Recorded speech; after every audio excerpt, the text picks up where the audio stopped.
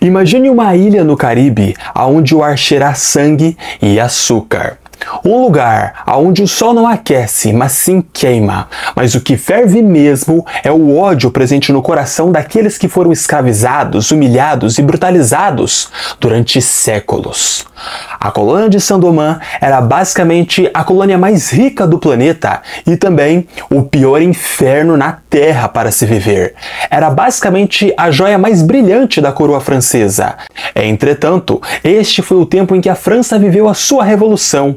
E se por um lado ela gritava os seus lemas de igualdade, liberdade e fraternidade para o mundo, às escuras ela pregava a escravidão. Na prática, a sua liberdade, uma farsa, a sua igualdade, uma piada cruel, a sua fraternidade, uma mentira de muito mau gosto.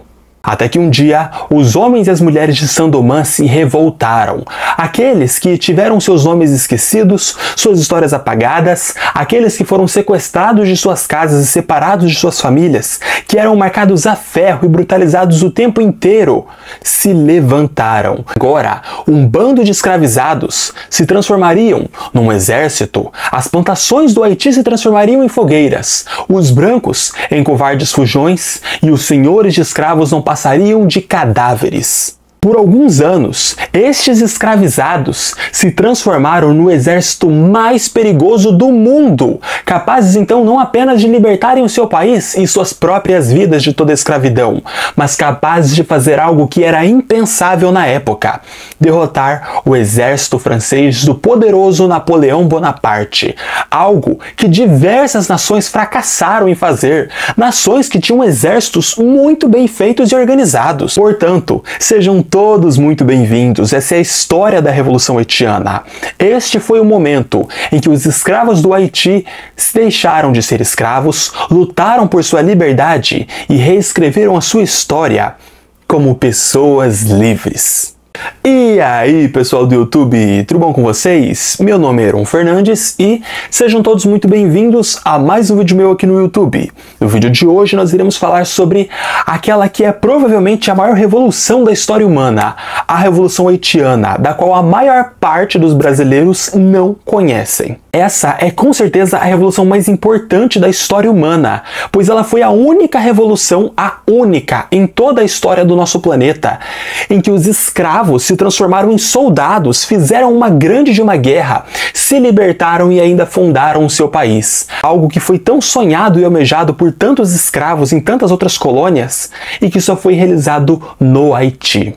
Eu acredito que você, assim como eu, quando a gente pensa em uma revolução, a maioria de nós vai pensar no quê? Na Revolução Francesa, da qual eu fiz um vídeo, da qual eu fiz o meu último vídeo, ou então a Revolução Russa, ou a Revolução Cubana, sempre coisas assim, com uma aura popular, onde o povo se armou e se libertou, mas a maioria de nós não pensamos na Revolução Haitiana, porque isso não é nos contado na escola, e sinceramente, eu não sei o porquê.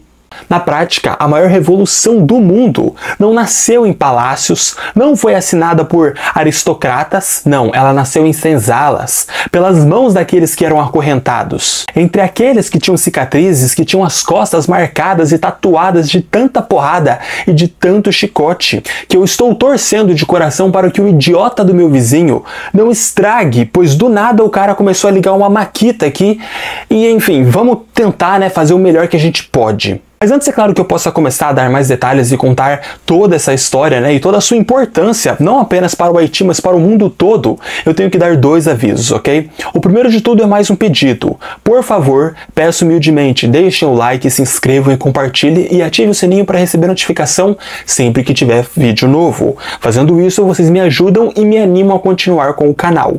Segundo ponto. Se você olhar para a situação do Haiti atual, você vai ver um país que infelizmente está numa péssima situação.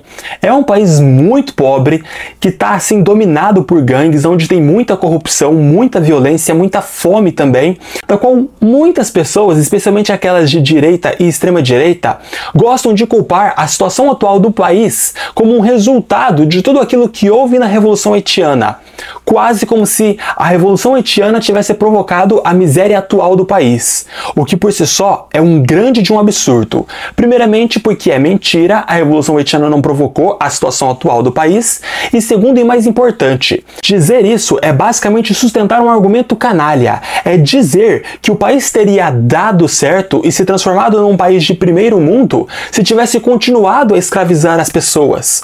O que por si só é um baita de um absurdo. E não tem correspondência alguma com a realidade, não tem respaldo algum nas experiências reais. Até porque, se fosse assim, todos os países que continuaram com a escravidão teriam se tornado países mais ricos e teriam então dado certo, como o próprio Brasil. E adivinha, aqui a gente continuou com a escravidão e o Brasil não foi pra frente, como essas pessoas gostam de dizer. Então, só para constar, a situação atual do país não tem absolutamente nada a ver com o que houve na Revolução Haitiana ou na forma como o país foi fundado. Capítulo 1, Guerra dos 9 Anos. Resumaço aqui para vocês. A Guerra dos 9 Anos foi uma guerra onde a França começou a se expandir. E essa expansão ameaçava outros impérios da Europa, como o Império Sacro-Germânico, ou então o Império Espanhol, ou então a Holanda, enfim. Não foi legal para eles. Então várias potências europeias declararam guerra contra a França. E não deu em nada. Ninguém venceu. Milhões de soldados morreram e a situação ficou caótica, porque a França pegou algumas colônias que eram de outros países, mas ela também perdeu colônias para esses outros países. E no final, tudo terminou com a assinatura de um acordo de paz, o Acordo de Ryswick, que basicamente tinha o objetivo de deixar a situação como ela estava. E foi neste acordo em que a França devolveu várias colônias da Espanha para a Espanha e a Espanha deu colônias que ela tinha para a França, algumas inclusive que nunca foi da França, como por exemplo, uma pequena parte de uma colônia que ela tinha na América Central. Capítulo 2, Ilha de Hispaniola. O Haiti fica numa ilha chamada Ilha de Hispaniola, que inicialmente, como o próprio nome sugere, pertencia somente à Espanha. Inicialmente ela era chamada de Ilha de Hispaniola e depois foi chamada de Ilha de Saint-Domingue pelos franceses, ou Ilha de São Domingos, no português claro. Ela fica na América Central e fica no arquipélago das Antilhas. E o nome Haiti significa região de montanhas, porque como o próprio nome sugere, o Haiti é um país bem montanhoso. Esse nome foi dado por um grupo de indígenas que lá viviam, os chamados taínos, dos quais aqui eu não vou focar muito. Primeiro que eles não são o foco do vídeo e segundo porque a gente tem muita pouca informação sobre essas pessoas. Mas fato é, os taínos viveram lá por milhares de anos, até que os europeus chegaram, e quando chegaram, a maioria deles, assim como todos os outros grupos de indígenas, foram exterminados. Fosse então por escravidão ou por outras formas de violência, mas também pelas doenças que os europeus traziam do velho mundo para o novo. A ilha de Hispaniola está no Mar do Caribe, a leste de Cuba e Jamaica e ao sul das Bahamas. E a ilha de Hispaniola é basicamente a maior ilha da América Central, com exceção, é claro, de Cuba. Só para constar, é um lugar muito bonito, dos quais muitos dizem ser lindo para se visitar nessa época do ano. E o Haiti é extremamente pequeno em condições geográficas se compararmos ao Brasil. Só que, mesmo que pequeno, ele é um país extremamente populoso pelo seu tamanho geográfico. É um país que hoje comporta um pouco mais de 11 milhões de pessoas. E a sua capital é a cidade de Porto Príncipe. E as línguas oficiais do país é, primeiro, o francês, que é o mesmo francês que se fala na França, mas, sobretudo, o francês crioulo, que é basicamente a língua mais falada hoje no país. Para quem não sabe, o francês crioulo é uma mistura do francês original com alguns dialetos africanos, resultado da escravidão africana. E sim, a palavra crioulo tem uma conotação bem racista e bem pesada no Brasil, mas na história do Haiti ela significa outra coisa. A maior parte da população haitiana são de pessoas negras descendentes dos antigos escravos que foram trazidos para a ilha. E uma curiosidade muito interessante é que a ilha ela foi pouco explorada pelos espanhóis e de certa forma foi até que meio abandonada, o que resultou na exploração de muitos piratas franceses. Mas enquanto a ilha de Saint-Domingue Ocidental, que é o Haiti, foi dominada pelos espanhóis, ela teve aí pouco mais de 2.000 escravos. Quando ela passou para domínio francês, em menos de um século, houve-se um acréscimo de 500 mil de escravos, ou seja, os franceses colocaram, assim, o tanto de escravos que eles puderam. Só para vocês terem uma noção, no século XVIII é estimado que o Haiti tivesse 1/3 de todos os escravos das Américas, ou seja, tinha muito, mas muito escravo. E, como eu disse antes, mas vou reafirmar agora, a colônia de Saint-Domingue, né, que é Saint-Domingos em francês, como eu vou chamar aqui, era a joia mais brilhante da coroa francesa, pois não era só a colônia mais rica da França, mas era a colônia mais rica do planeta, por conta de sua condição geográfica, que favorecia a plantação de coisas que valiam ouro na Europa. A colônia era tão rica, mas tão rica, que ela foi apelidada pelos franceses de Pérola das Antilhas. E isso ocorreu porque o Haiti produzia de 40 a 50% de todo o açúcar consumido na Europa. E mais tarde se tornou o país que produzia 60% de todo o café consumido no planeta, num tempo onde o Brasil nem sonhava em fazer o café.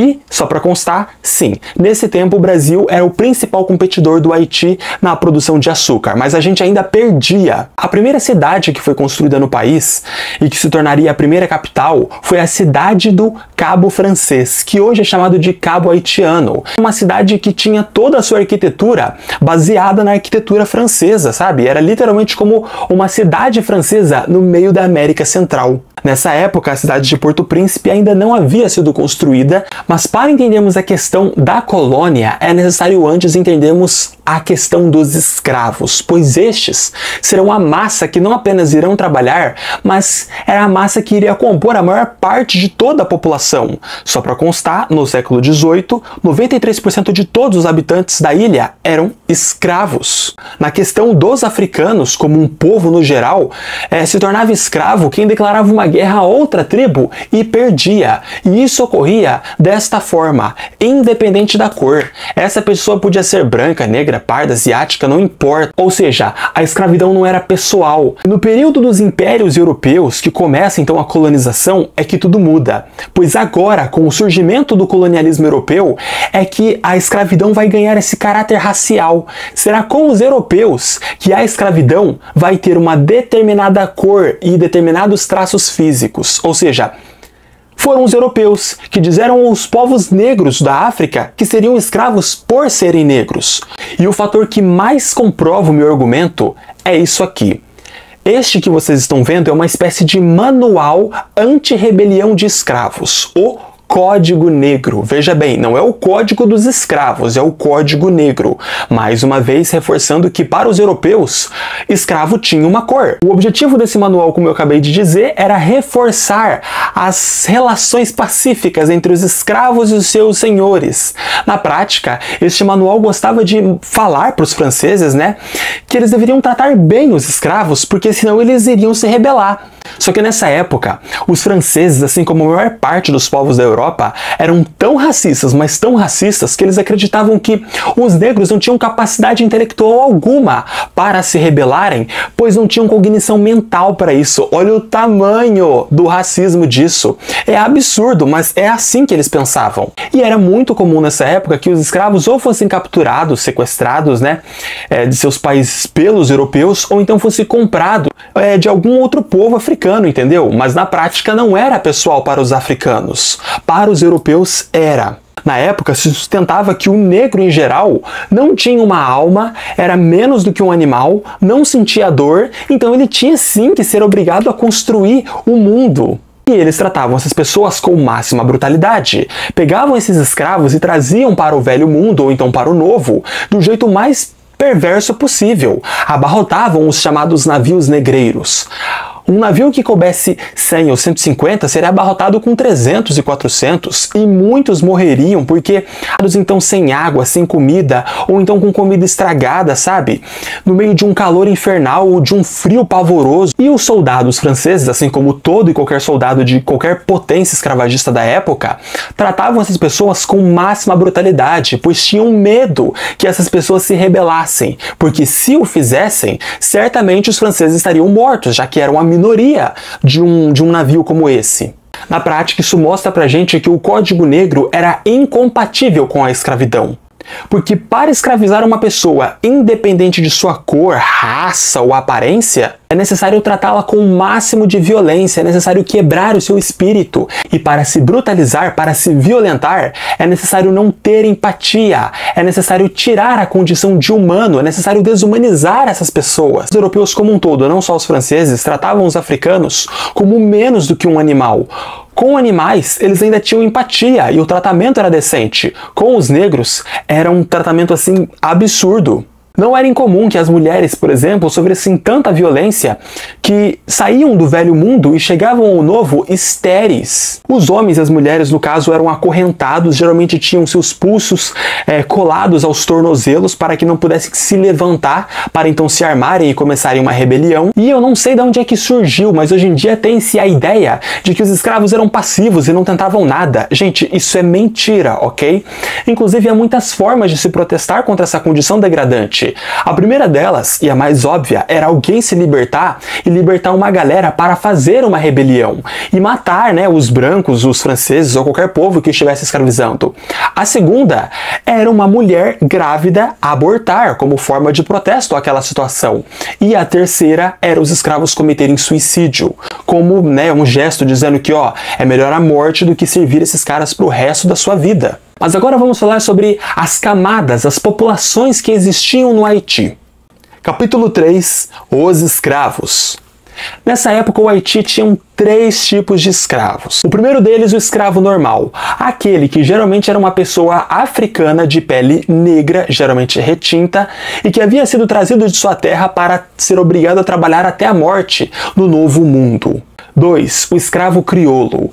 O escravo crioulo era basicamente o escravo que havia nascido no Haiti. Crioulo significaria algo como nascido aqui. Só para constar, os escravos normais, em sua maioria, fugiam muito longe do padrão europeu. As línguas que eles falavam, a cultura, a sua forma de ver o mundo e de fazer as coisas era tão diferente e era entendido com tamanha estranheza pelos franceses que eles eram vistos com máxima desconfiança. Por isso, os escravos crioulos eram geralmente aqueles que falavam francês, e estes eram chamados escravos de confiança, pois estes eram os escravos que os franceses podiam entender, saber o que se pensava, e se comunicar com eles. Só para constar, os escravos crioulos eram geralmente aqueles que recebiam os trabalhos melhores. Aqueles que geralmente eram mais tranquilos. Então, uma escrava crioula era geralmente a escrava que estaria dentro da casa de um branco, cuidando de seus filhos, ou então fazendo comida, ou coisas do gênero. E isso é bem interessante, Porque se por um lado os franceses odeiam os escravos, por outro eles confiam a vida de seus pequenos filhos à mão dessas pessoas. Sentido nenhum, E sim, ser um escravo crioulo era ter sorte nessa época, porque os outros escravos, os normais, vamos dizer assim, são aqueles que tinham que trabalhar nos engenhos de açúcar, nas plantações de café, aqueles que tinham o sol castigando o corpo 100%, eram aqueles que, eram sofridos, aqueles que geralmente não passavam dos 25 aos 30 anos de idade, de tão brutal que eram as suas rotinas. E terceiro tipo de escravo, o engagé. Esse representava 1%. O engagé era geralmente um criminoso que havia sido punido pela justiça local a ser escravo por um determinado tempo. Ou seja, era aquele escravo que tinha prazo de validade, que daqui 1 ou 2 anos voltaria a ser uma pessoa livre. O país tinha uma população completamente escrava. Ou seja, o país podia se orgulhar de ser branco, europeu, católico, francês, a puta que pariu, mas na prática, quem faz um país é a maioria. E a maioria era negra, africana e fugia muito longe do padrão europeu.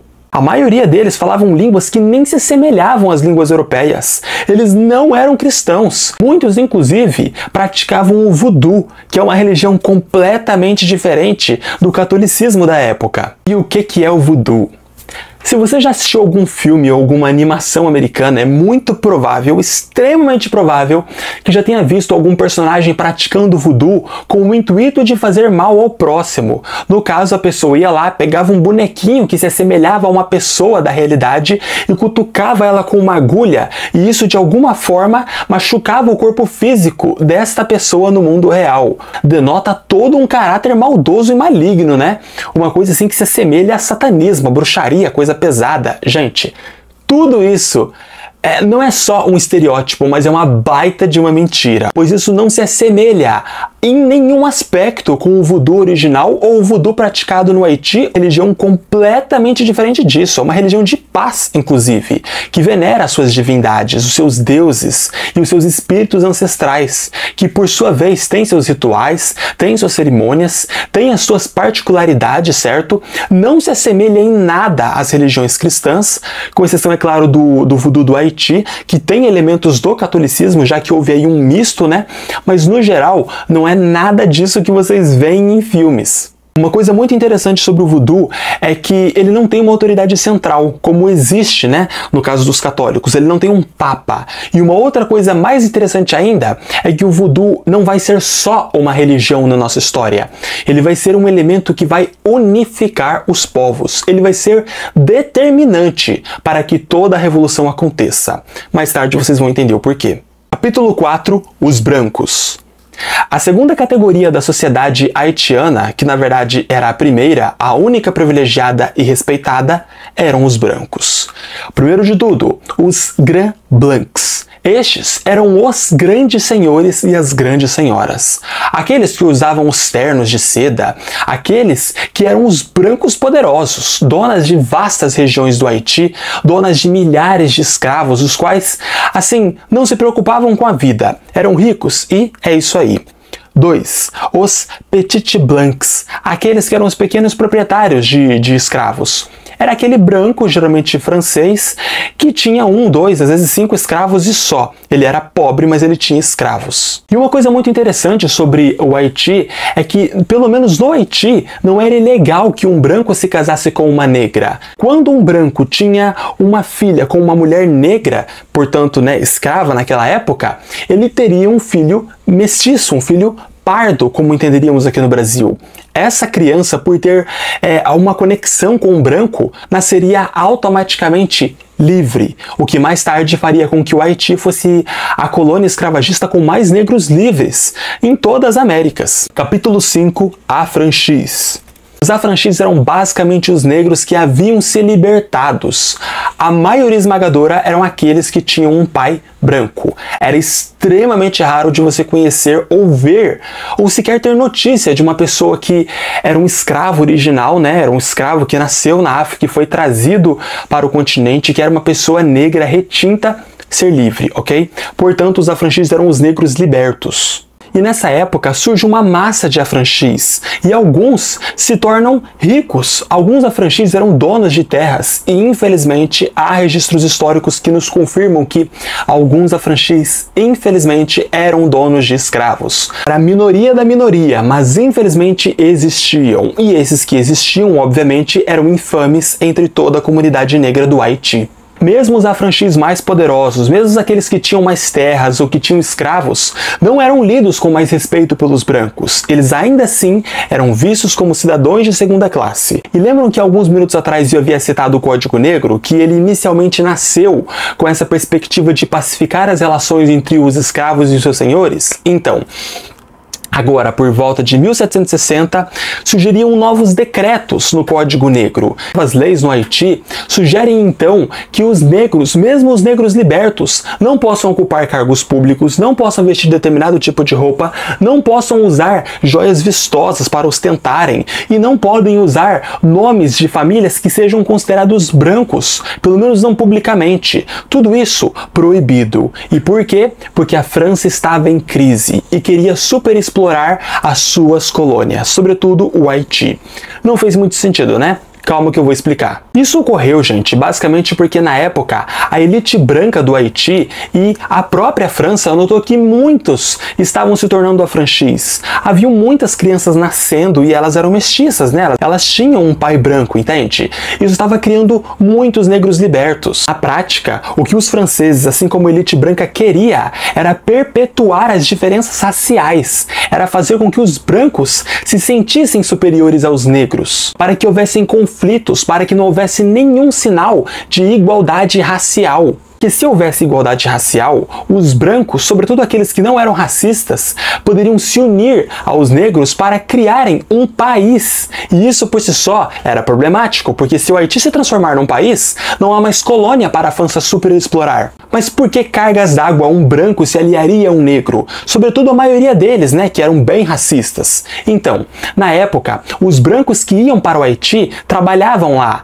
E mesmo que conquistassem muita riqueza, tinham que pagar um imposto muito grande para a França. E isso não era do interesse de ninguém. Na época já haviam muitos brancos que nasciam no Haiti. Ou seja, pessoas brancas que eram haitianas e estavam pagando imposto para a coroa francesa. Entende? Não faz muito sentido. Tudo isso estava se tornando perigoso, então a coroa francesa, assim como a elite branca, queria manter todo mundo na linha. Capítulo 6. Os marronages. Quarto e última categoria da sociedade haitiana, os marronages, ou os marrons. Os marrons, gente, são basicamente os quilombolas do Brasil. Nas aulas de história do Brasil aprendemos que os quilombolas eram basicamente os negros que se libertavam de sua condição de escravidão e se escondiam em cidades na mata escondidas e depois voltavam matando, né, os escravagistas, matando soldados para libertarem mais negros, certo? E retornariam então às suas cidades escondidas, pois os marronages eram exatamente a mesma coisa. Os marronages eram lidos pela França e pela elite branca, né, a classe mais poderosa do Haiti, como uma baita de uma ameaça. Eles tinham um selo de super perigosos, basicamente porque era muito difícil de se libertar da condição de escravidão no Haiti. Você tinha que ter pelo menos uma das 3 características que eu vou falar aqui agora. Primeiro, você teria que ser muito rápido. A maioria não era rápida o suficiente para correr tanto. Segundo, extremamente inteligente e engenhoso, a ponto de fazer um plano para se libertar de toda aquela condição. Ou terceiro e pior, pelo menos aos olhos dos franceses, ser extremamente forte e lutador. Esse era o pulo do gato, porque a maioria dos que libertavam eram pessoas muito fortes. E isso é interessante, porque os franceses eles escravizavam esses povos africanos e muitas vezes faziam isso sem sequer entender quem eram aquelas pessoas. E muitos dos escravos que eles trouxeram da África eram pessoas com passados militares. Trouxeram muitos soldados, muitos estrategistas para serem escravos no Haiti.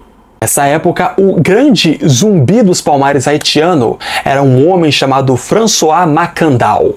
Nos montes do Haiti, o fogo sussurrava. Nas sombras das matas, Macandal se levantava. Nas sombras, o chicote urrava, mas ele em silêncio a morte preparava.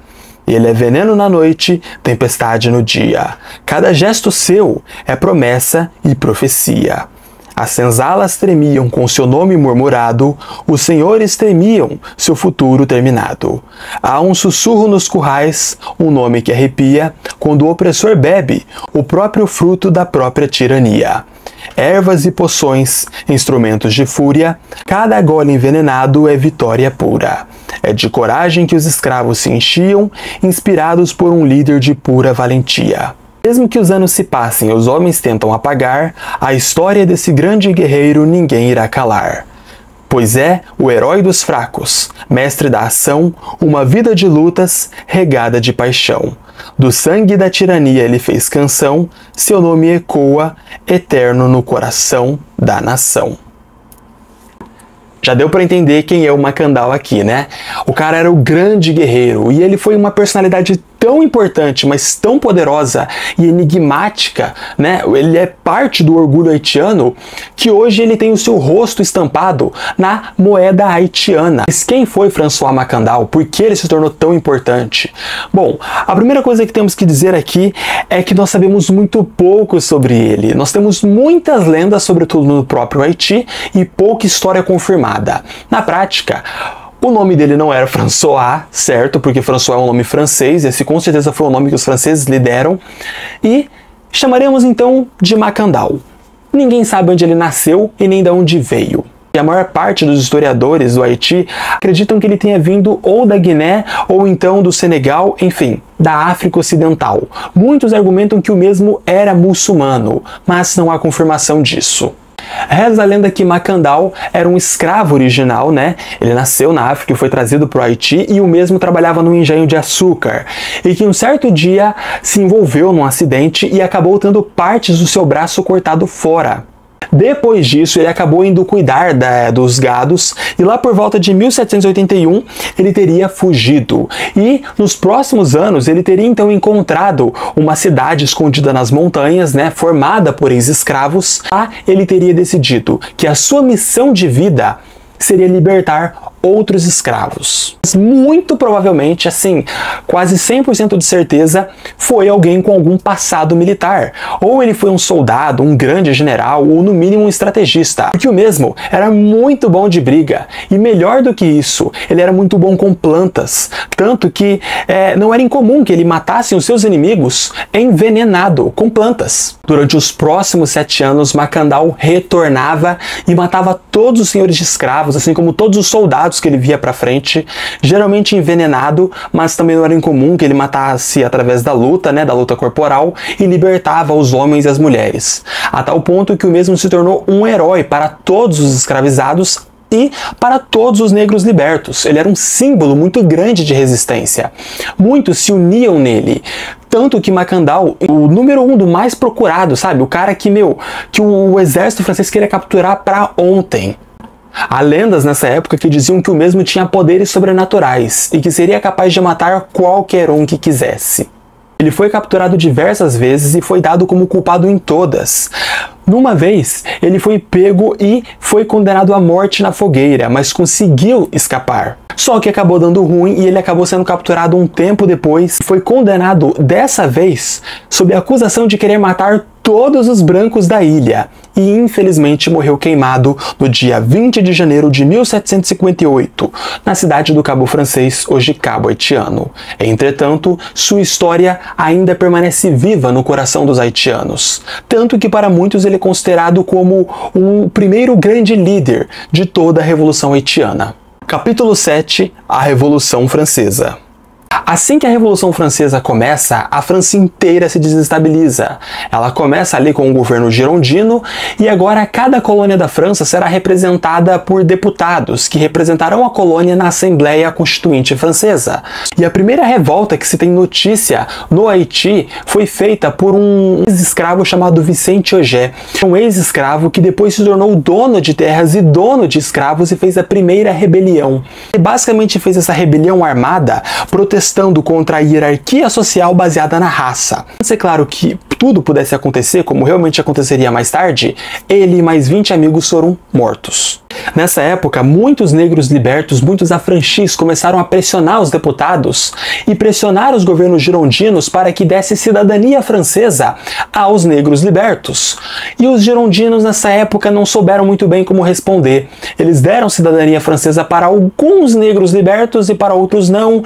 Ficou uma coisa meio esquisita. Só que esses poucos negros que foram libertos e tiveram essa cidadania francesa adquirida foram recebidos com máxima hostilidade pelos brancos franceses, que viram aquilo como um grande de um absurdo e começaram a pressionar os girondinos para abandonar a causa. Levou quase um mês para que a ordem de revogação de cidadania dos libertos fosse dada ao Haiti, mas antes mesmo que ela pudesse chegar, a revolução começaria. Capítulo 8. O início da libertação. No dia 14 de agosto de 1791, escravos do tipo crioulo se reuniram ao norte do país, numa residência rural. O que sabemos é que no mesmo dia, no dia 14, essa mesma residência pegaria fogo e muitos ali seriam presos. Um dos homens que foi preso, que estava no meio de todo esse plano, acabou sendo torturado pelos franceses e delatou seus companheiros, meio que dizendo, os meus amigos estão planejando uma rebelião. Eles vão se levantar, vão acabar com tudo. E se vocês deixarem, eles vão tomar esse país. Só que para a sorte de todos os escravos envolvidos, os franceses deram risada desse cara. Não acreditaram nele, basicamente por puro racismo, acreditando que os negros jamais teriam capacidade mental cognitiva para se rebelarem tão pouco num levante desse tamanho. Até porque, uma grande revolução, demanda pessoa, comunicação, planejamento, coordenação, é uma coisa assim gigantesca. Está escrito na história do Haiti que no dia 21 de agosto de 1791,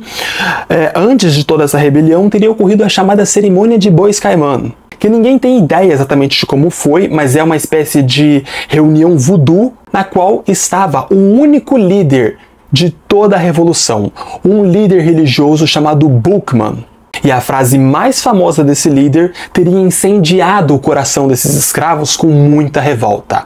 Ele teria dito: "Escutem a liberdade que gritam no coração de todos nós." Hoje é uma corrente muito grande de historiadores no Haiti que acreditam que a rebelião tenha sido adiantada, exatamente porque os escravos ficaram sabendo que foram delatados. E isso por si só, deixou todo mundo desesperado, os caras adiantaram tudo antes que tudo fosse estragado. E há quem diga que a Revolução Francesa tenha inspirado a ideia de libertação no Haiti, mas sinceramente, hoje a maior parte dos haitianos não concordam com isso. Na verdade, o grande motivo que explica por que a rebelião haitiana tem acontecido neste momento foi exatamente por conta de dois pontos. Primeiro, porque a Revolução da França desestabilizou todo o país, ou seja, dava mais chances para que a libertação pudesse acontecer. Mas, sobretudo, segundo, a França estava em crise e eles exploraram tanto, mas tanto a colônia que eles deixaram todo mundo revoltado. Ou seja, essa super exploração, essa violência brutal teria sufocado e deixado todo mundo puto. Já nessa época, muitos escravos usavam reuniões e cerimônias voodoo com a desculpa para se organizarem de forma política. E no dia 21 de agosto de 1791, milhares de affranchis saem às ruas, sobretudo das grandes capitais, para protestar contra a revogação de seus direitos por parte da Assembleia Francesa. Nas noites no Haiti, o chicote urrava. No peito dos negros, um fogo queimava. Ó sonho forjado em ferro e chamas, que cresce nas choupanas, nas preces e nas camas. Ó sonho regado com dor, enterrado na humilhação, a semente cresce forte, seguindo sua razão. O trovão rugia, o céu estremecia, mas nos olhos dos escravos nascia a rebeldia. As senzalas viraram quartéis, as lágrimas, brasas fiéis. As plantações ardiam em chamas e glória. A luta dos negros escreviam sua história. De ferro ao fuzil, da dor ao clarão, rompia-se o inferno, nascia uma revolução. As casas queimavam, o medo fugia, o tambor ecoava, chegou o grande dia. Os deuses africanos batiam um pé e os revolucionários gritavam, de pé, pois quando os oprimidos levantam do chão, até o céu se curva diante de insurreição. O sol testemunhou, ardente e desperto, o nascimento de um povo liberto. E até hoje, o vento murmura no mar, o Haiti sonhou e ousou despertar. Haiti, brasão de coragem e tormenta, tua luta é sagrada, tua chama violenta. Que o mundo jamais se esqueça a tua lição. A liberdade só vem através de uma grande revolução.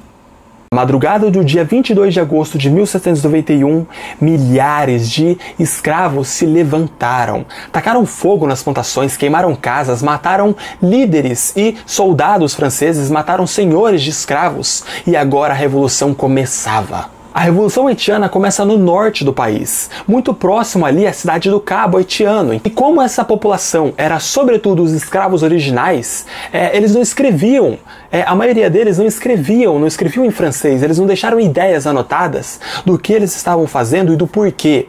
Entretanto, o que nós sabemos é que a revolução que começou no norte começou muito bem, porque ela deu muito, mas muito certo. Demorou menos de um mês para que todo o norte fosse controlado. Já o leste do país estava tranquilo, mas começou a se levantar, começou a querer lutar quando viu as notícias, quando viu que o pessoal do norte estava se libertando. Afinal, se dá certo lá, por que não dá certo aqui? Então, depois de 2 meses do norte ter se levantado, o leste se rebela.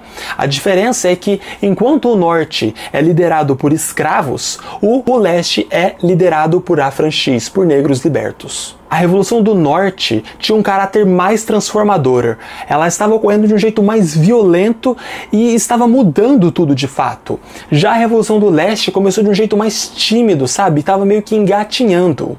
Um mês depois, os affranchis se animam tanto que eles invadem partes da República Dominicana para libertarem o território. E os franceses ficam em pânico, né? Porque eles veem que a revolução está de fato acontecendo, está fora de controle e está dando certo. Mas fica a pergunta, como é que deu tão certo logo de cara? O que foi que aconteceu? Primeiro de tudo, os brancos, sobretudo os soldados, sobretudo os soldados franceses que estavam no Haiti, não acreditaram na suposta tentativa de rebelião dos haitianos, ou seja, ninguém estava pronto para isso. 2. Os escravos que fizeram essa grande revolução não fizeram de improviso. Eles conheciam bem a geografia do país, eles tinham bases escondidas, eles tinham líderes bem articulados, eles tinham mensageiros clandestinos que conseguiam ir de um lado para o outro e que na prática facilitavam toda a coordenação da revolução. 3. Muitos escravos tinham um passado militar, o que por si só facilitou o confronto contra os franceses. 4. O voodoo.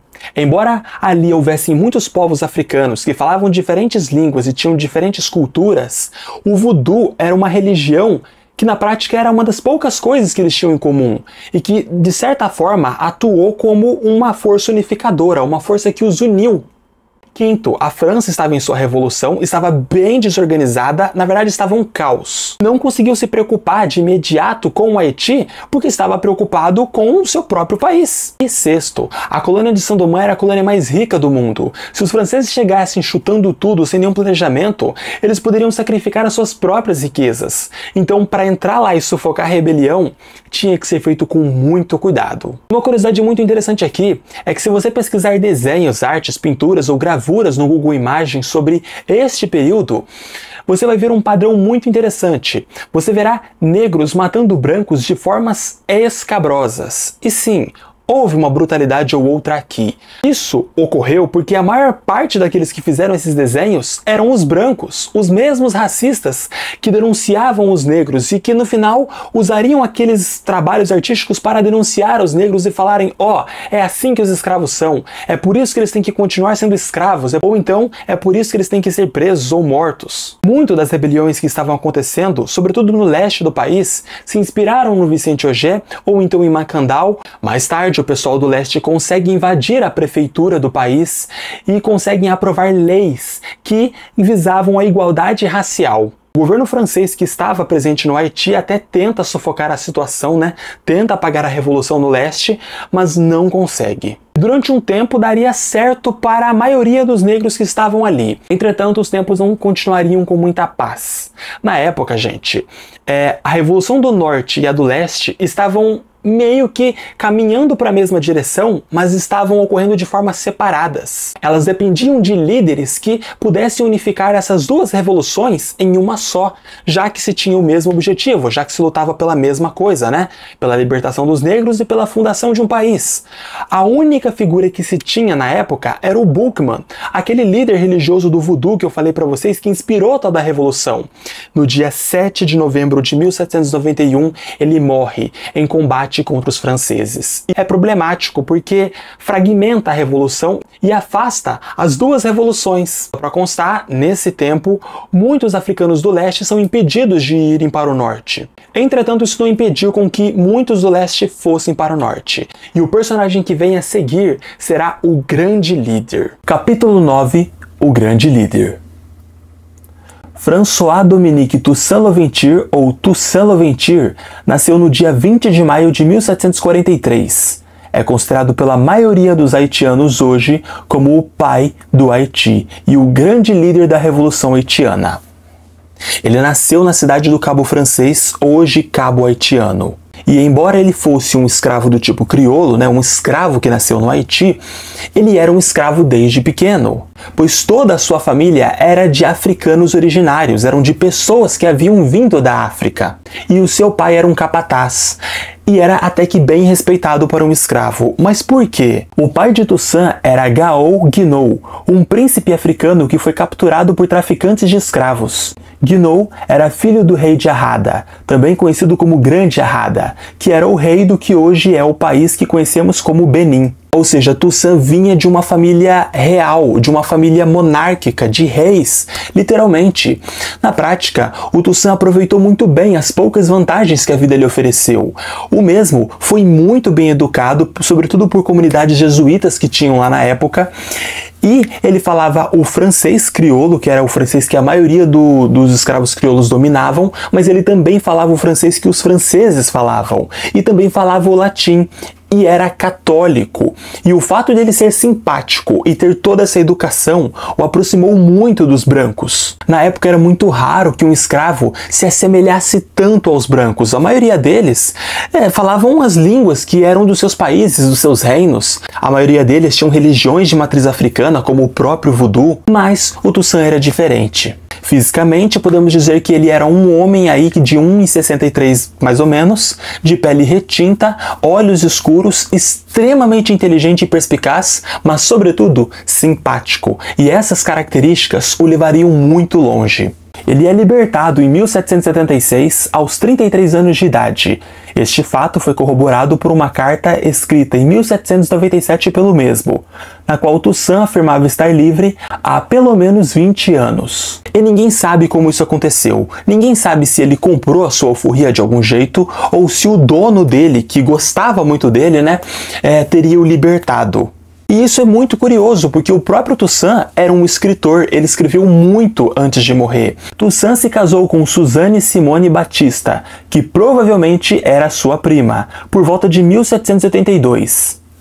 Acredita-se que o mesmo tenha tido pelo menos 16 filhos, dos quais 5 acabaram morrendo. E esses 16 filhos ele teve com várias mulheres. Alguns, inclusive, foram adotados. Quando o Toussaint se liberta, ele acaba trabalhando e acaba tendo terras. O mesmo tinha uma plantação de café, da qual, infelizmente, também adquiriu escravos. As cartas que nós temos aí, todos os registros históricos, indicam que ele tenha tido pelo menos 12 escravos, o que por si só é uma mancha em toda a sua história. Entretanto, um tempo depois que ele se tornou dono de escravos e de terras, o mesmo acabou deixando tudo isso para trás. Simplesmente largou e voltou para a antiga fazenda onde era escravizado. E isso por si só dá um bug nas nossas mentes, né? O Toussaint voltou para trabalhar remunerado, já que era um homem livre. Mas para e pensa nisso e fica bem esquisito, né? Uma pessoa que foi escravizada em um determinado lugar, quando se torna livre, muito provavelmente nunca mais quer voltar para aquele lugar, né? Tem horror àquele ambiente que o escravizou e que o brutalizou. Mesmo assim, o Toussaint voltou. E hoje há muitas hipóteses do porquê ele tenha feito isso. Hoje a hipótese que é a mais apoiada é de que o Toussaint teria voltado para ficar próximo à sua esposa e aos seus filhos, que infelizmente ainda eram escravos. E uma informação importante aqui para vocês. No momento em que a Revolução Haitiana começou, o Toussaint já não era mais dono de escravos, tampouco tinha terras. Mas ainda assim era uma pessoa relevante. Nós não sabemos exatamente como que ele escala na vida, mas nós sabemos que ele era uma pessoa muito inteligente. Então ele vai fazendo amigos ao ponto de que vai se tornando relevante. Quando a Revolução estoura, ele demonstra ser um bom líder, ele demonstra ser muito inteligente e um bom estrategista.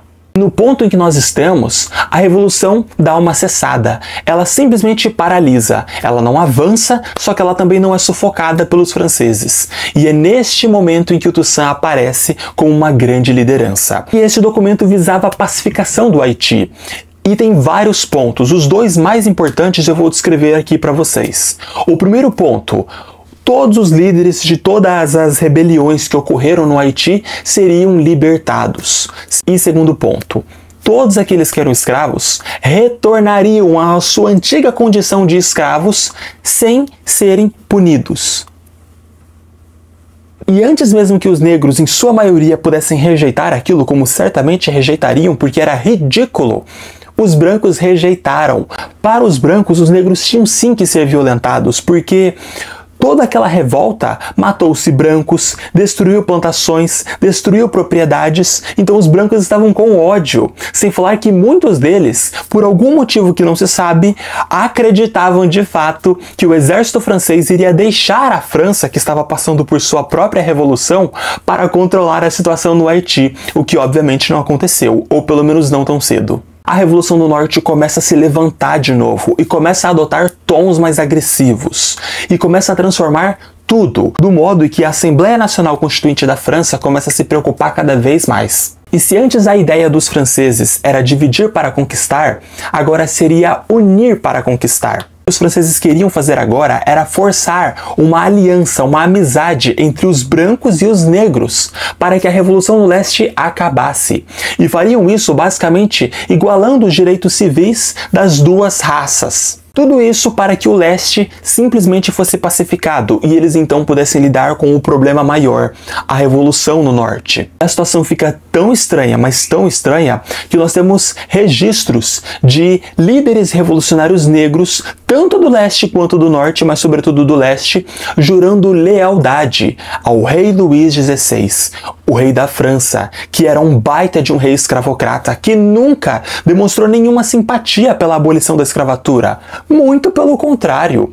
E por que isso aconteceu? Por que alguém iria fazer algo assim? No último vídeo que eu postei, em que eu contei a história da França revolucionária, da Revolução Francesa, eu contei a vocês que houve um momento de toda a história em que o Luís XVI criou basicamente uma imagem do zero. Ele fabricou uma imagem dele em que o mesmo era uma espécie de rei bom e simpatizante e que ele queria fazer o certo, que ele sim queria cuidar dos pobres e libertar os oprimidos, mas que na prática se dizia um refém das classes mais altas, um refém da nobreza e do clero. Era tudo mentira. Tudo isso era uma imagem fabricada que o rei Luís XVI criou para não ser escorraçado pelos próprios franceses. Entretanto, essa imagem funcionou de certa forma, tanto que nós temos episódios estranhíssimos de simpatia de negros com um rei escravocrata. E nessa época, gente, a situação fica muito tensa para a França, porque várias nações europeias que estão em volta da França ficam com medo da Revolução Francesa, têm medo que a Revolução Francesa seja exportada para seus países. Então, várias nações europeias declaram guerra à França. Uma das que fazem isso é a Espanha. Só que a Espanha não era boba nem nada. Logo de cara, um dos seus principais objetivos era minar o poder financeiro da França. Basicamente, focaram na colônia de Saint-Domingue. Armaram vários revolucionários haitianos, lhes deram treinamento e muita munição para que a guerra fosse intensificada, para que os haitianos pudessem se libertar do domínio francês. Não porque se preocupavam com os negros, longe disso, mas para ferrarem com os franceses. Mas vamos supor que isso desse certo. O que a França iria fazer? Porque muitos líderes do Haiti eram fiéis ao rei da França, certo? Sim, é verdade. O rei Luís XVI da França pertencia à família Bourbon, a mesma família que governava a Espanha, entre muitas outras nações europeias. Para os espanhóis não faziam diferença. E na prática, talvez para os haitianos também não faria muita diferença, já que era todo mundo da mesma família. Nessa época, o próprio Toussaint Louverture começa a se aliar aos espanhóis e simplesmente deixa os franceses para lá. E por que ele faz isso? Primeiramente, porque os espanhóis estão ajudando a causa haitiana, estão dando armas, treinamento, munição, coisa cara que muitos haitianos ainda não tinham. E olha só para vocês verem, mesmo muitos sem armas, ainda tinham condições de lutar contra o exército francês disponível em Saint-Domingue. Segundo ponto, porque o Toussaint ele já era conhecido pelos franceses, agora era a hora de ser conhecido pelos espanhóis. Na prática, fazendo isso e formalizando essa aliança, o mesmo ganharia ainda mais autoridade, mais popularidade e seria mais conhecido. À medida em que os espanhóis vão armando esses revolucionários haitianos, a guerra vai ficando ainda mais intensa e o exército francês disponível em Saint-Domingue não tem capacidade para freá-los e perde a maioria esmagadora das pequenas batalhas que ocorrem naquele lugar. Nesse tempo, ocorre uma ruptura de poder na França e um outro grupo político toma o poder no país. Não são mais os girondinos, mas sim os jacobinos, a esquerda revolucionária, que logo de cara está preocupada com a colônia de Saint-Domingue e faz algo que nunca nenhuma outra potência europeia tinha feito até aquele momento. Liberta todos os escravos de todas as suas colônias, inclusive Saint-Domingue. E por que os jacobinos fazem isso? Porque eles se importam com os negros? Não.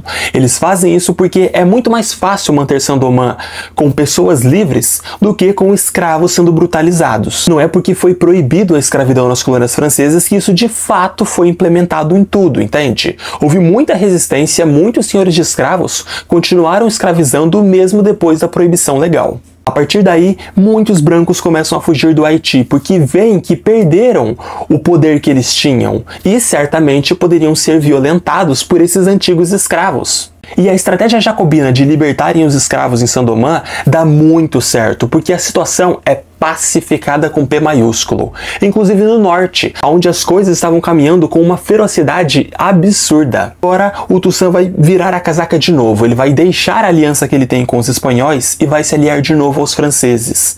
Por quê? Basicamente porque ele entende que naquele momento era mais vantajoso, até porque a França havia abolido a escravidão, mas a Espanha era contra isso. Essa estratégia de fazer alianças estratégicas foi uma coisa que o Toussaint fez e que ajudou bastante a situação do Haiti. Naquele tempo, a França termina com a escravidão em Saint-Domingue, mas ela ainda precisa dos recursos que Saint-Domingue fornece para ela e para boa parte da Europa. Então ela sugere o sistema plantation. Ela basicamente institui leis que vão tornar os haitianos trabalhadores assalariados e vai proibir as punições físicas. Não que isso de fato fosse implementado logo de cara, mas agora, legalmente falando, era proibido. Então muitos haitianos vão se tornar livres, vão trabalhar em troca de uma remuneração, vão ter propriedades, vão ter casas e a vida vai meio que melhorar. Até esse ponto da história, a revolução já estava consumada, e a maioria dos Grands Blancs ou havia fugido com medo de ser morto pela revolução, ou estava preso, ou então estava morto. Nessa época, muitos negros começam a não apenas se tornarem pessoas libertas, mas começam a adquirir casas, começam a ter posses, começam a ter direitos na prática. E os grandes líderes de toda a revolução estavam próximos de se tornarem os homens mais poderosos e influentes na nação. O próprio Toussaint Louverture acumula muito poder. E nessa época, o líder da colônia geral do Haiti, que era um homem branco e francês, foge do país. Em meados de 1796, basicamente no mesmo ano, o Toussaint Louverture aproveita de sua influência e ocupa essa posição, e ele é apoiado pelos franceses. Só que agora o tempo passou, e a França revolucionária, governada pelos jacobinos, acaba terminando. Como eu expliquei no meu último vídeo, no vídeo da Revolução Francesa, os jacobinos fizeram lá o período do terror. No final, o Maximilien Robespierre, o líder dos jacobinos, é executado, acusado de traição, e aí vem outros governos, vem o governo dos Temidorianos, enfim. E lá por volta de 1799, um grande e influente general dá um golpe de estado e assume o poder, o general Napoleão Bonaparte, e o mesmo se autodeclara imperador francês. Ele tem muito interesse na colônia de Saint-Domingue e não é nem um pouco simpático ao Toussaint e às causas do Haiti. Por volta de 1801, o Toussaint simplesmente mete o louco. O cara pega todo o seu exército haitiano e marcha e invade a República Dominicana, na época a parte oriental da ilha de Saint-Domingue, um território que não era do Haiti, era uma outra colônia pertencente à Espanha. Basicamente com 3 objetivos. O primeiro deles era abolir a escravidão na República Dominicana, segundo, expandir a sua autoridade e, terceiro e último ponto, porém não menos importante, impedir com que a República Dominicana pudesse se tornar uma base de pessoas que iriam lutar contra a Revolução Haitiana. E ele não avisa ninguém, ele não avisa os franceses, ele simplesmente vai e faz. E quando ele faz isso, ele irrita muitos espanhóis que eram dono daquela colônia e irrita ainda mais os franceses, que viam a situação com um absurdo. Por que essa colônia tem tanta autonomia para fazer algo tão radical quanto isso? Os franceses começam a fazer investidas militares e ameaças graves, o que na prática obriga o Toussaint a retornar. E em julho de 1801, o Toussaint proclama a Constituição do Haiti. E o que é uma Constituição e por que isso é importante? Bom, uma Constituição, gente, são leis que são essenciais para o desenvolvimento, para o progresso e para a ordem de um Estado-nação. Isso por si só era um ato de independência. Para o imperador Napoleão Bonaparte, aquilo tinha sido a última gota d'água. E essa Constituição era bem interessante. O primeiro ponto é que ela elegia o Toussaint como presidente vitalício, simplesmente chegou lá, só sai quando morre, ou se o mesmo abdicar do poder. 2. Abolia a escravidão e qualquer forma de retorno da mesma. Nessa pintura que estamos vendo, temos o Toussaint com a Constituição e Deus ali em cima. No centro do quadro está Toussaint, que ergue a Constituição de 1801. o documento que proclama o fim da escravidão e a autonomia, a independência do Estado-nação haitiano. Seu rosto é sereno, porém firme, seus olhos voltados para o alto como se não implorasse, mas sim estivesse pronto para diálogo. Acima de si está uma representação do divino, o Deus cristão, que pairava entre as nuvens irradiando luz dourada sobre o líder negro. Essa luz toca o livro aberto, como se Deus o guiasse na libertação do país, como se a libertação da colônia fosse não apenas uma vontade e uma necessidade humana, mas também um ato de fé e de justiça divina. Sendo assim, a luz divina que recai sobre Toussaint e sobre a Constituição haitiana não é exatamente sobre submissão, mas sim de aprovação. Na prática, pelo menos em minha interpretação, um pacto entre humanos e o sagrado rumo à liberdade, quase como se o Deus cristão dissesse ao líder haitiano: a liberdade é a minha vontade. Capítulo 9. O nascimento de uma nação. Esse período é o período mais importante, começa em 1801 e vai até 1804. Quando Napoleão recebe a notícia de que o Toussaint fez uma constituição, ele encara aquilo como um grande de um absurdo. Em fevereiro de 1802, ele declara uma guerra formal contra a colônia de Saint-Domingue. Ele vai mandar um homem chamado Charles Leclerc, que era na prática um líder experiente, e também o seu cunhado. Na época, a França estava tão preocupada, mas tão preocupada com a situação haitiana, que eles vão mandar praticamente todo o seu exército. O Leclerc vai simplesmente liderar um contingente, um batalhão terrestre com mais de 20.000 homens. Demorava aí basicamente um mês para que esses homens saíssem da França, passassem por todo o oceano, chegassem às Américas e no Haiti. Quando Leclerc e seus homens chegam à costa haitiana, o Toussaint está esperando eles com um batalhão colossal de 30.000 homens, dos quais muitos eram soldados que tinham uma certa experiência militar. E este, claro, é o período mais sangrento e mais decisivo de toda a Revolução Haitiana, porque é agora que vem a verdadeira guerra. Como Toussaint se tornou o líder do país, assim como Napoleão Bonaparte se tornou o imperador da França, por isso o Toussaint precisa de dois grandes líderes. Quem ocupará essas posições são primeiro Henri Christopher e segundo Jean-Jacques Dessalines. O Henri Christopher era um homem bem conservador, uma liderança no norte. Já o Jean-Jacques Dessalines era uma liderança no leste, sobretudo em Porto Príncipe e cidades muito próximas. E vamos falar sobre esse último, que é basicamente o líder mais polêmico da história do Haiti. Dessalines era conhecido pelos seus pseudônimos bem impactantes. Ele era chamado de Dessalines o Selvagem, ou então Dessalines o Açougueiro de Saint-Domingue. Nós temos muitos boatos, muitas lendas e pouca história confirmada. O pouco que sabemos sobre sua história é que o mesmo teve uma vida miseravelmente brutal. Sofreu muita, mas muita violência, e que havia se tornado tão violento por conta de todo o trauma, por conta de toda a violência que sofreu quando criança e quando jovem. Só para vocês terem uma noção, o Jean-Jacques Dessalines ainda era um escravo quando a Revolução começou. Ele foi libertado durante a Revolução Haitiana e se demonstrou muito competente liderando tropas e fazendo estratégias, do qual o levou ao posto de grande general. Reza a lenda que suas costas eram tatuadas de tanto, mas tanto chicote que ele recebia nas costas. O corpo do cara, assim, pelas lendas, né, pelo que os historiadores dizem, era completamente desfigurado. Para constar, tanto o exército haitiano quanto o exército francês cometeram massacres contra civis, mataram soldados rendidos e, claro, mataram traidores. Nos textos de Charles Leclerc, o general da França, a França perdia de 200 a 250 homens por dia, e perdia muitos, não apenas para a guerra, mas pela chamada doença tropical, que hoje nós sabemos que é a febre amarela. E hoje você vê muitos livros de história falando como o Dessalines era brutal, mas escondendo toda a violência que o Leclerc propagava também.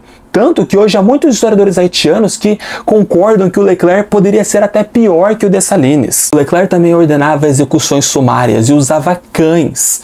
Hoje há registro de uso de mais de 200 mastins cubanos ou dogos cubanos para matarem haitianos. Muitas vezes haitianos rendidos. Às vezes isso não era só método de guerra, como método de execução. Este cão aqui que vocês estão vendo faz parte do tronco do tipo, molossoide. São cães que têm uma força e uma resistência absurda. Ser morto por um cachorro desse aqui era algo brutal, que era feito tranquilamente pelos franceses. O uso da violência extrema aqui não é só uma coisa direta e física para causar dor e morte, mas é também para causar um impacto psicológico nos soldados que vão ver isso. A ideia aqui era transmitir terror, a ponto de que a chama da revolução se apagasse no coração dos revolucionários. Só que um tempo depois que a guerra se inicia, o próprio Leclerc adquire febre amarela e morre disso. E agora ele será substituído por um outro general ainda pior e mais selvagem do que ele, do qual eu não sei pronunciar o nome corretamente, mas eu vou falar assim mesmo. Um homem chamado Donatien Rochambeau. Esse homem, gente, intensificou as táticas de terror empregadas por Leclerc. Ele se tornou famoso por ordenar afogamentos em massa, era famoso por matar homens queimados em fogueiras vivas. Sabe quando você está nas aulas de história, estudando sobre a Segunda Guerra Mundial, e o seu professor fala que os nazistas matavam judeus e outras minorias na Alemanha nos campos de concentração com o Zyklon B, com aqueles gases mortais? Então, sabe quem começou isso? Os franceses, com uma coisa que esse general usava muito. Muita gente não sabe, mas foram eles que começaram com as primeiras câmeras de gás. O que eles faziam era basicamente o seguinte: eles pegavam vários haitianos e trancavam nos porões dos navios negreiros e mandavam soldados coletarem enxofre que seria queimado nos porões dos navios para gerar dióxido de enxofre, um gás venenoso extremamente letal. Isso por si só eram as primeiras câmeras de gás, dos quais muitos não sabem. Hoje, quem fala em câmera de gás geralmente se lembra dos alemães. Quanto será que se lembram dos franceses fazendo isso com os haitianos? Canto de fogo e liberdade. O mar chorava corpos, o vento trazia o clamor do povo que ousou se erguer-se contra o seu opressor. Cães atacam com ferocidade, causando tamanha dor, rasgando a carne, dilacerando com horror. Os gritos subiam cortando o ar febril, e o mundo calava cúmplice vil.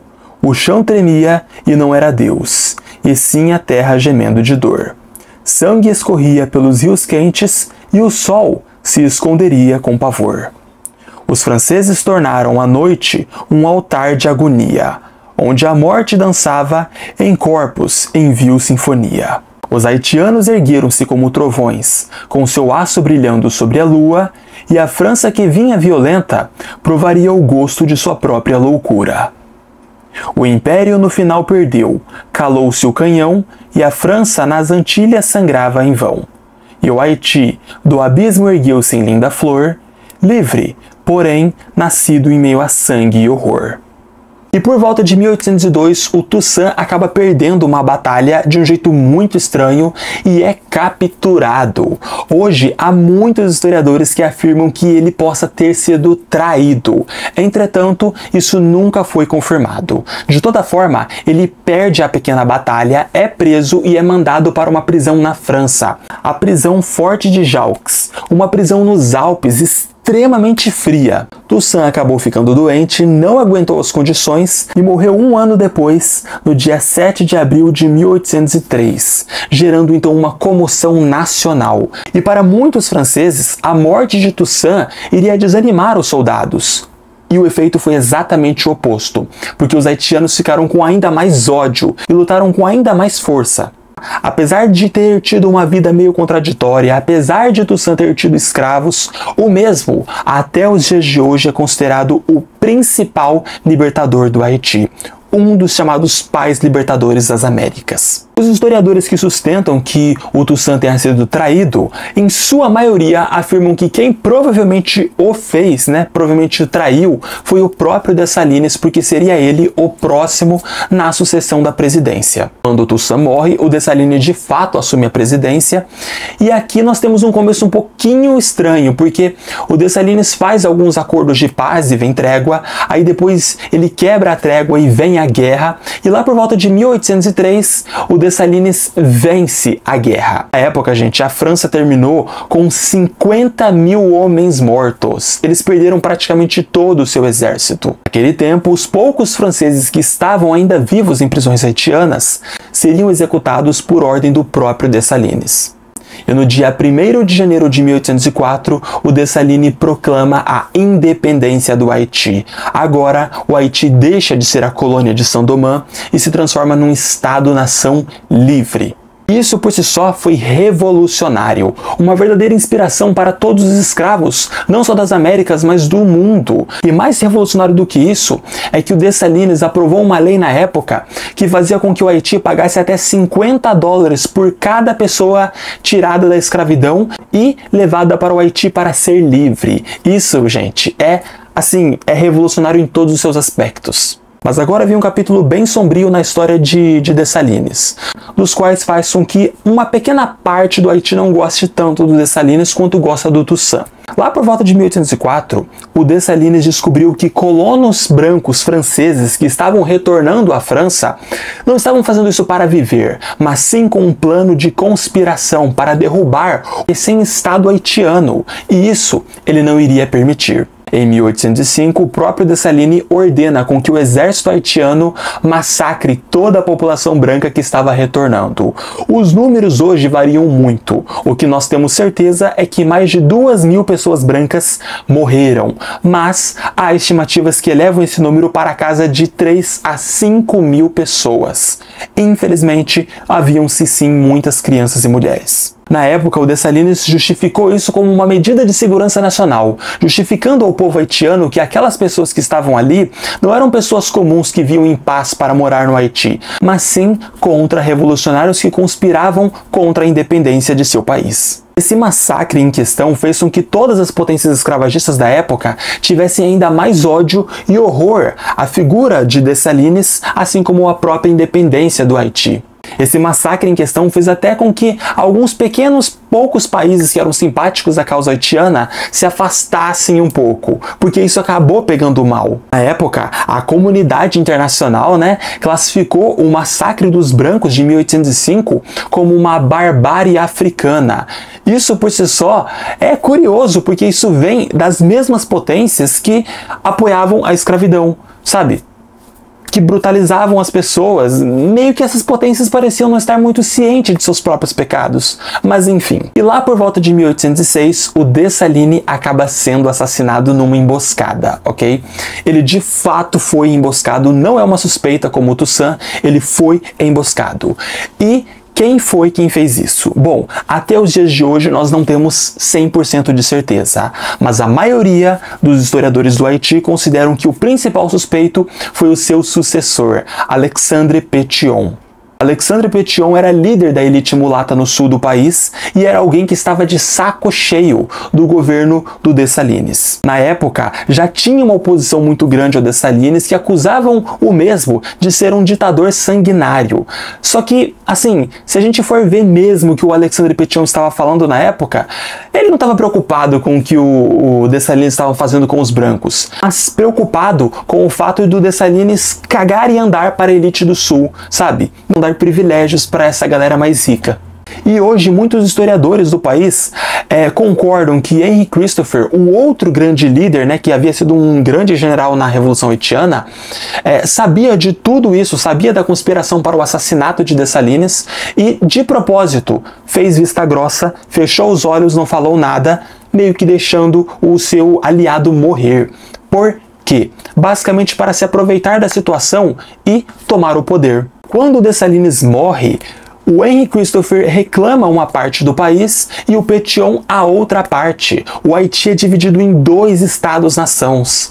A parte do norte é liderada pelo Henry Christopher, que agora se autodeclara rei Henry Christopher I, e a parte do sul fica com Alexandre Pétion e vira uma república.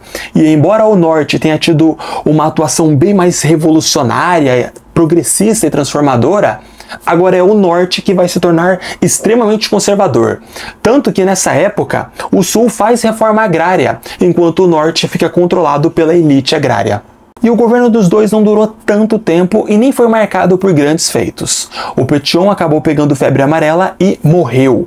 Já o Henry Christopher ficou completamente debilitado por conta de um derrame. Ele ficou acamado, entretanto consciente, ativo, com olhos que o faziam ver a traição de seus principais aliados e a degradação do seu reino. Isso por si só o levou a uma depressão poderosa e mais tarde o mesmo acabou se matando em seu palácio com um tiro de pistola em sua cabeça. Depois disso, um líder do sul chamado Jean-Pierre Boyer sai do sul e marcha até o norte, e o mesmo unifica o país em um só. Só que nessa época o Haiti estava bem destruído ainda. As consequências de toda a guerra, as plantações queimadas, as casas, tudo ainda estava se reconstruindo. E para piorar, um mal que insistia em permanecer. A França.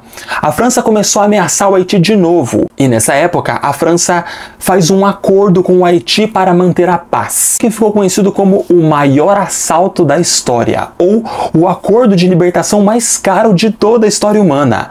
A França exigiu o pagamento de 105 milhões de francos ouros para libertar o Haiti, no caso, para deixar o Haiti em paz, e não proclamar mais uma guerra e não fazer mais uma investida militar. E você pode parar para pensar, pô, mas a França não tinha perdido todo o seu exército?